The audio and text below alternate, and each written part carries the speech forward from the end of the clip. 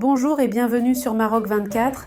Pour ne rien manquer de nos prochaines vidéos, faites en sorte de vous abonner et d'activer la fonction de notification. Aujourd'hui, le lundi 13 novembre 2023, nous abordons l'hospitalisation en Espagne du chef des milices armées du Polisario. Contrairement à l'hospitalisation en catimini du chef du front séparatiste en avril 2021, cet événement n'a pas soulevé de tensions diplomatiques entre le Maroc et l'Espagne. Restez avec nous pour plus de détails dans cette revue de presse tirée des sites d'information Yabiladi et H24 Info.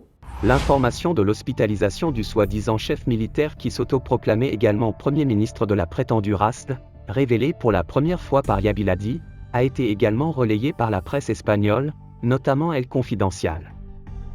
La détérioration de l'état de santé du milicien Mohamed El Wali Akik, 73 ans, l'aurait contraint à prendre un avion spécialement affrété par l'Algérie pour arriver depuis quelques jours dans la région autonome du Pays Basque, où il a été admis d'urgence dans un hôpital.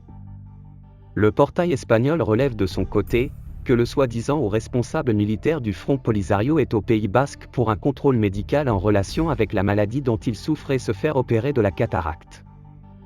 Alors que son chef militaire est hospitalisé en Pays Basque, le Polisario relance ses communiqués de guerre. Dans sa nouvelle communication, le front séparatiste n'a pas mentionné les tirs de missiles du 5 novembre ayant ciblé l'aéroport et un site d'observation de la mine Urso Asmara.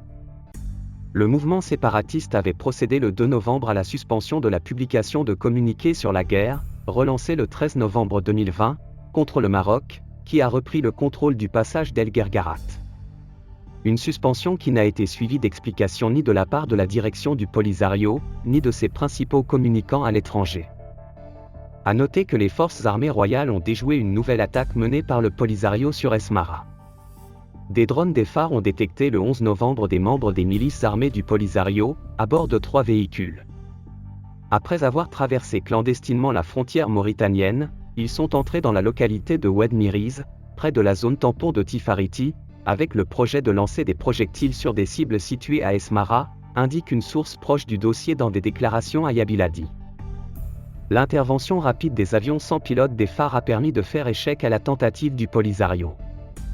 Le bilan des frappes des drones marocains n'est pas encore connu. Pour rester informé, je vous invite à regarder les vidéos Maroc 24 qui s'affichent sur votre écran.